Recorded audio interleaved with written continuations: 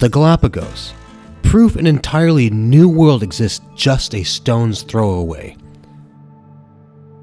An hour flight from mainland Ecuador, it becomes immediately apparent you've entered someplace truly different as soon as you step foot off the plane.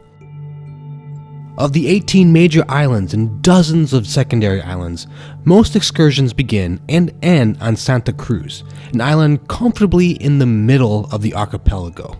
For anyone interested in visiting the Galapagos, tour guides and booking websites will convince you it's necessary to pre-book all tours prior to traveling. Not only is that not the case, but you overpay to pre-book. So unless you plan on joining the National Geographic Cruise Line, there's little benefit to booking early. Once on the islands, it is possible to book day trips, 2 to 5 day cruises, and even island hopper planes, often as late as the day before departure.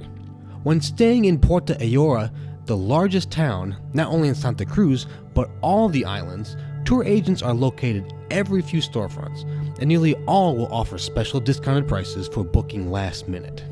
Day trips visit nearby islands such as Isabela and North Seymour to take in the wildlife that often varies drastically from one to the next.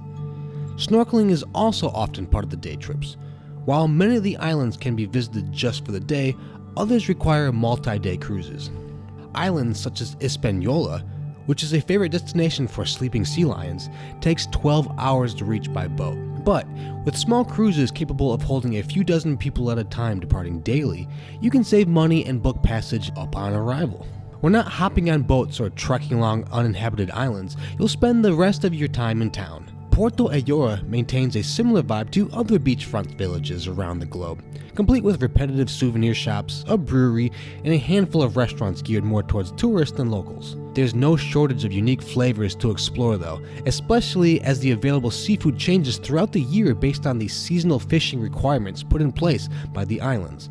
Combined with the stands hawking empanadas a few blocks away from the tourist hotspots, the Galapagos is as much a food destination as it is a wildlife one.